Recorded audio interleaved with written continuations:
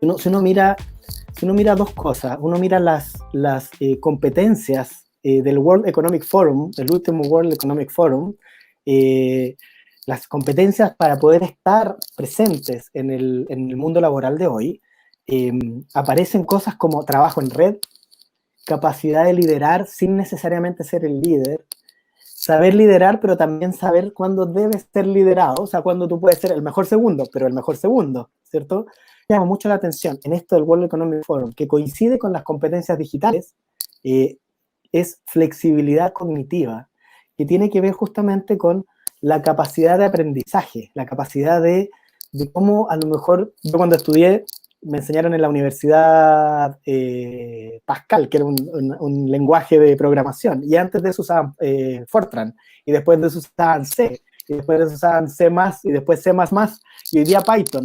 Pues la pregunta no es si sabes o no un lenguaje, la pregunta es cómo tú te paras frente a un proceso de aprendizaje y finalmente eres capaz de entender cuáles son los grandes principios, porque normalmente al final, creo yo, en esta vorágine de cambios, finalmente nos tenemos que quedar con algunos principios, que son los principios justamente que nos permiten estar en este mundo de hoy. Eh, si han escuchado hablar de los mundos VUCA o de los ambientes VUCA, V corta UCA, que en español se llaman VICA con I, V corta es de volatilidad, la I es incertidumbre, la C es complejidad y la A es ambigüedad. Esto viene del mundo militar de Estados Unidos, pero que se ha ido incorporando en los negocios, donde pareciera que los cambios son cada vez más volátiles, inciertos, complejos y ambiguos. Y el otro día veía un meme, acá en Chile somos buenos por los memes, en Latinoamérica en general, y decía, apuesto que ninguno de ustedes en su FODA, ¿cierto? Fortaleza, oportunidades, debilidades y amenazas, puso una pandemia como alternativa de amenaza. Y sin duda, yo creo que probablemente nadie lo hizo. Entonces ahí emergen estos como los escenarios emergentes y escenarios contingentes, emergentes de lo que puede venir en un año y medio, y contingente es lo que te cambió o te está cambiando hoy día. Entonces, cuando miramos cómo nos paramos frente a un proceso de aprendizaje y cómo la persona, ya sea el cliente o el proveedor que te está atendiendo, o el accionista, que es una persona, o el equipo, cómo la persona está parada frente a un proceso que finalmente es el que le va a proveer de estas oportunidades, porque también de alguna manera nos está señalando un cierto nivel de amenaza, es cuando nos damos cuenta algo que dice Carol Dweck, que habla de la mentalidad fija y la mentalidad de crecimiento, donde dice la mentalidad fija más bien se satisface a través del reconocimiento y la mentalidad de crecimiento a través del aprendizaje. Que eso significa que como yo me paro frente a un proceso de aprendizaje, como yo entiendo lo que estoy aprendiendo. Están diciendo ahí que no me mueva tanto, así que me voy a poner esto un poquito más cerca. Cómo yo a través del aprendizaje puedo hacerme parte de las posibilidades que este proceso de transformación digital, donde todo está cambiando en un entorno VICA o VUCA, cada vez más complejo y cada vez más acelerado, finalmente es donde yo voy a poder encontrar un espacio. Si nosotros vemos las capacidades, por ejemplo, la capacidad, la creatividad, la gestión de personas, esto viene del World Economic Forum, la coordinación con los demás, el trabajo en red, la orientación al servicio, de nuevo, la flexibilidad cognitiva. Y cuando hablamos de capacidades digitales, de nuevo aparece gestión de la información, trabajo en red, liderazgo en red, visión estratégica, aprendizaje continuo. Parece que las dos están en un espacio de aprendizaje que es muy importante.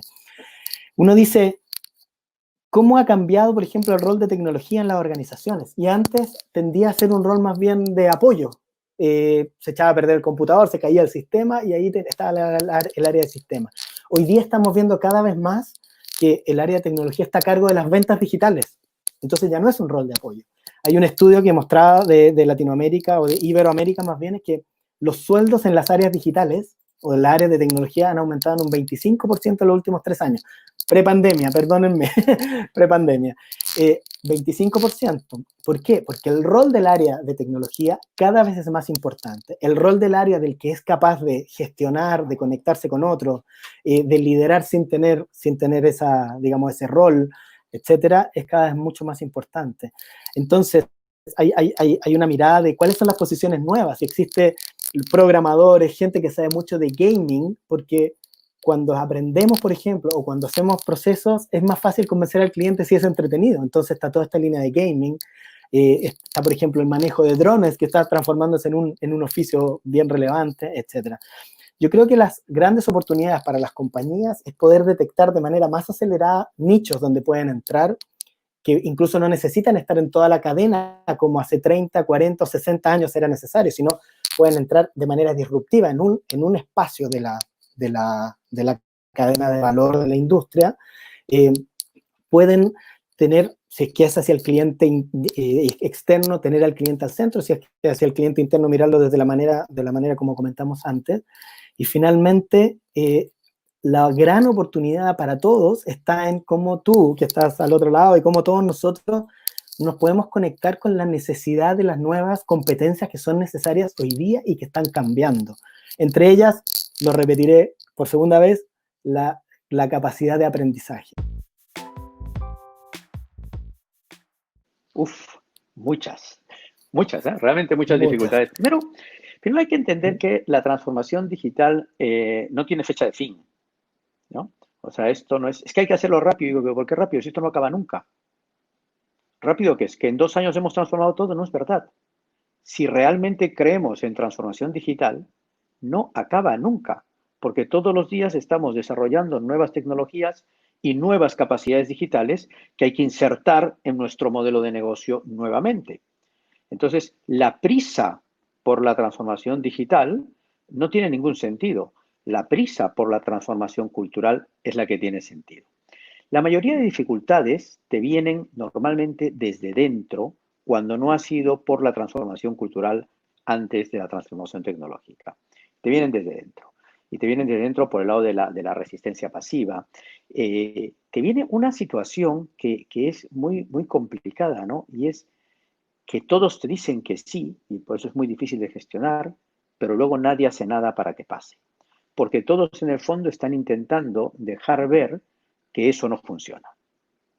Y entonces es un boicot, ¿no? Es un boicot. Y esa es una gran dificultad porque es difícil cuando ya entraste por esa ruta, es difícil de gestionarla, dado que no es abierta, dado que no es algo evidente, ¿no? Es como los países que lamentablemente tienen que luchar contra el terrorismo, pues es muy complicado porque está escondido, no es un ejército que entra por tu frontera a atacarte, no sabes por dónde están y eso es muy difícil de gestionar y creo yo que es la dificultad más peligrosa de todas. Por eso es que siempre desaconsejo hacerlo desde la tecnología o desde la estrategia y siempre creo que hay que hacerlo más desde la cultura. Luego tienes otro gran problema y es que te aparece el enfrentamiento entre el business as usual y la transformación digital. ¿Por qué? Porque el business as usual es el que sigue generando el negocio, es el que sigue generando las utilidades, los revenues vienen desde el business as usual. Y con esos revenues, con esas utilidades que generas en el business as usual, estás invirtiendo en la transformación digital, que no genera los revenues en el inicio, los va a generar después, pero luego tienes un periodo de 1, 2, 3 años, lo que tarde, en que quien genera el business as usual dice, claro, con la plata que ganamos, pues pagamos lo de otro que está generando algo que todavía no demuestra que se puede ganar. Y nuevamente es lo mismo. Este enfrentamiento absurdo entre el business as usual y la transformación digital pasa justo porque no hay una previa transformación cultural, porque el objetivo no ha partido de manera adecuada. Entonces, creo que esas dos dificultades grandes se gestionan en el origen, haciendo bien el punto de partida. Y luego hay una dificultad que ya no depende de uno, pero que sí, cuando se hace el planeamiento hay que tenerlo en cuenta y pensar si es el timing adecuado o no adecuado, que es las tecnologías con la mirada end-to-end. Es decir, desarrollamos unas capacidades digitales. Les voy a decir algo, como un ejemplo. Por ejemplo, desarrollamos capacidades digitales para vender desde las sucursales de un banco fondos mutuos. ¿Ok? Y esas capacidades digitales están puestas en los terminales de las sucursales de este banco. Pero resulta que las terminales de las sucursales del banco son obsoletas. Y por tanto, la capacidad digital que hemos desarrollado no corre en la terminal. entonces tienes que cambiar todas las terminales de todas las sucursales para que funcione tu solución. Y claro, eso ya es otro business case, porque no estaba previsto, ¿no? Esto es, mira, lo hacemos aquí, ponemos una solución, cuesta tanta plata, mira, por poca plata tenemos esto operando, y luego dicen, y ya está. Es que nos hemos encontrado un pequeño problema, que nuestros terminales no están preparados para esa nueva tecnología. Entonces, la transformación acelerada de la tecnología, de las capacidades de fierro, hace que se va quedando obsoleto a gran velocidad algunas capacidades que tienen instaladas las compañías y eso te frena. Eso llega incluso a niveles país, ¿no? Yo recuerdo mucho un caso en Argentina cuando casi toda la banca tuvo problemas porque, claro, porque en Argentina, mientras el resto del mundo ya tenía 3G, 4G y muchos con 5G, Argentina estaba en 2G y un 2G que funcionaba a media caña.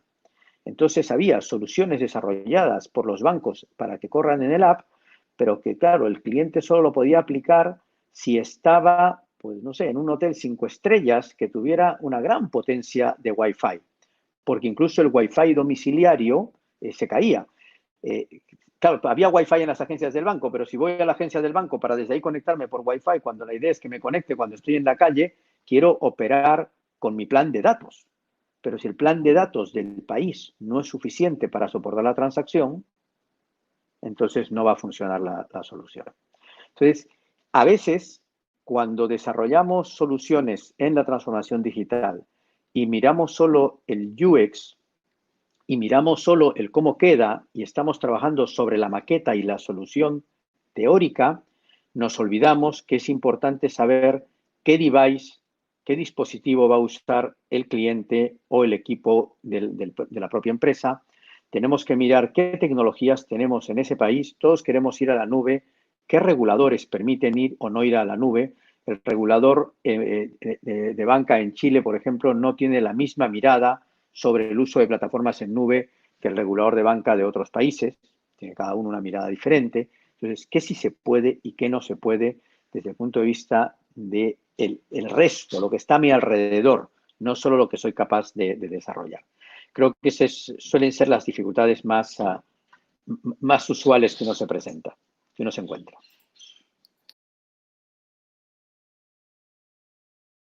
Existen índices de madurez digital. También existe índice de madurez en experiencia de cliente, índice de madurez en cómo estás gestionando tus proveedores, etc. Existe uno de Forrester, de madurez digital de Forrester, de Pricewaterhouse. Nosotros mismos en Acloe tenemos un índice. Y en general casi todos los modelos tienen 4 o 5 niveles. Y la pregunta es importante también si es que tienen la posibilidad, es medirse. ¿Dónde están ustedes? Porque yo puedo estar en nivel 1 y decir, chuta, tengo 2 o 3 años para llegar al nivel 3 o al nivel 4. Y eso puede ser suficiente para efectos de cómo se está moviendo mi industria. Quiero sacar de nuevo esto del vórtice. Si es que la industria donde yo estoy está muy al centro y se está moviendo demasiado rápido, tengo menos tiempo.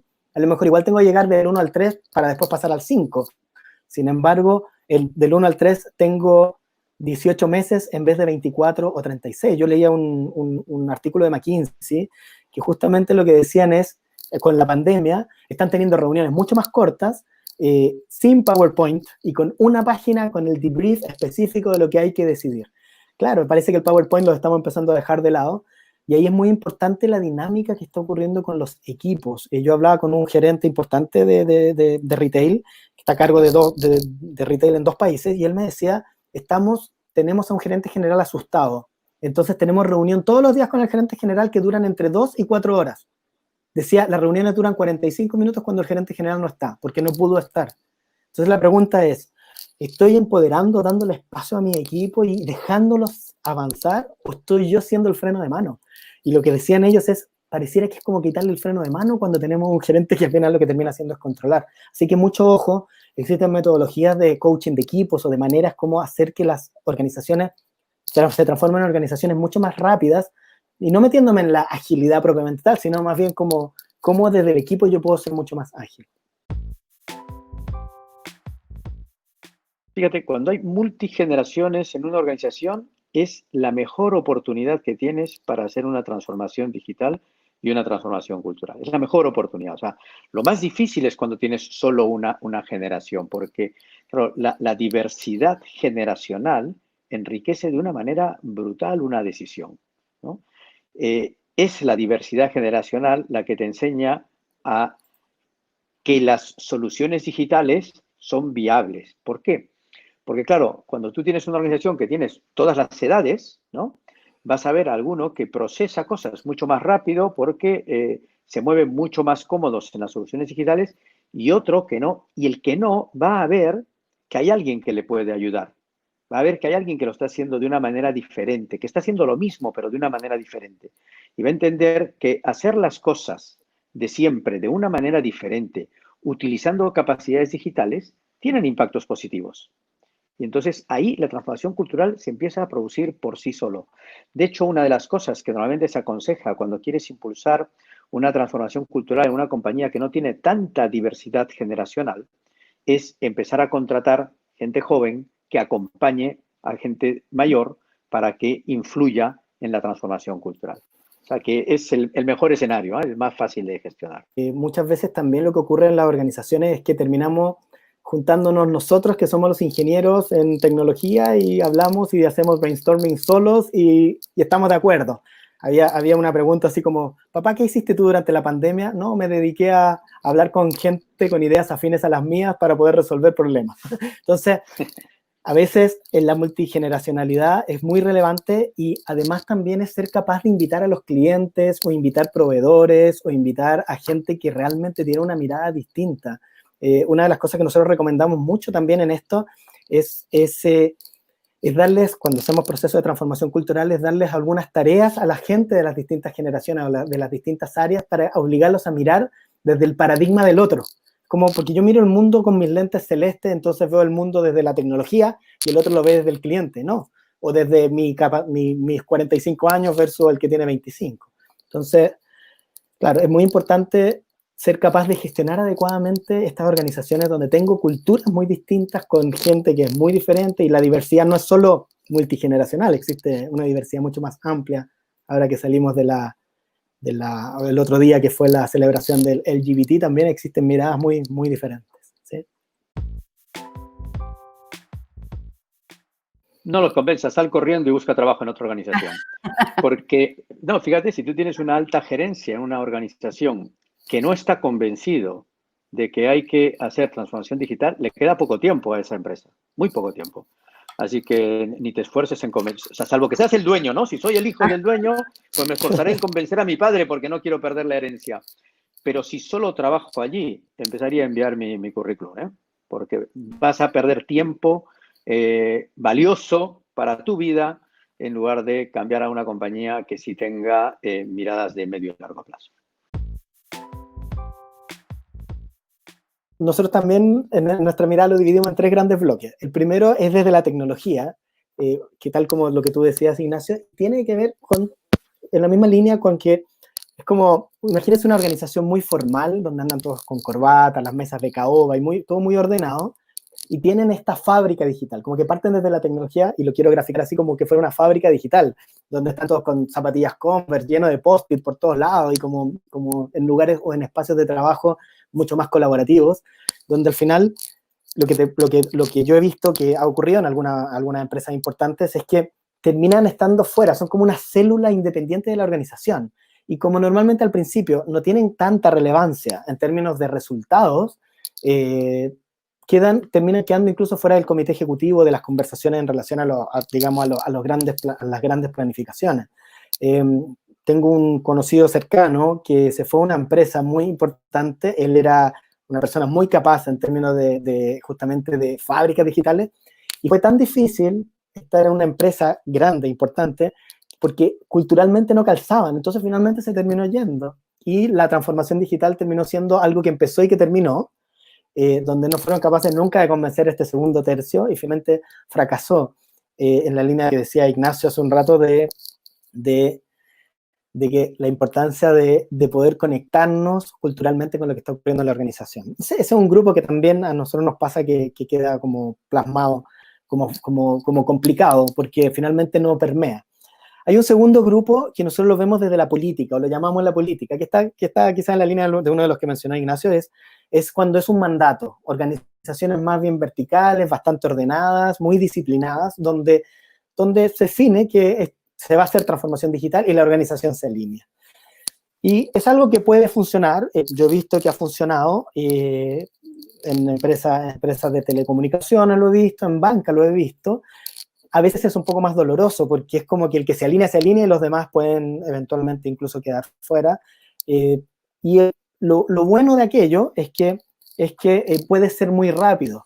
Lo malo de aquello es que si es que si es que la gente termina trabajando porque está alineada y no trabajando porque está convencida, cuando pierde fuerza desde el alineamiento más directivo, finalmente empieza a desordenarse. Y el tercero, nosotros lo llamamos estrategia y cultura, que está como en la línea, creo, de como Ignacio lo mencionó, como cultura, que es justamente hay una definición estratégica pero participativa, o sea, en el sentido de cómo vamos bajando los distintos niveles, la política, las definiciones de misión, visión, valores, pero después en cómo entendemos la industria. Fíjense que en transformación digital, cuando miramos la cadena de valor de las industrias, existen empresas como Netflix que se meten en una parte de la industria. O sea, antes uno decía HBO, que eran los que pasaban las películas, tenían su canal. Bueno, de repente se mete un Netflix que corta o irrumpe en una parte de la cadena de valor y después se empiezan a integrar verticalmente hacia atrás y empiezan a generar contenido. Entonces, también está ocurriendo esto, que me puedo meter en una parte de la cadena de valor e irme hacia atrás. Por lo tanto, cuando miro la estrategia también tengo que entender de qué manera está influyendo en la cadena de valor en la que yo estoy participando. Y finalmente con todos los proyectos que puedan haber.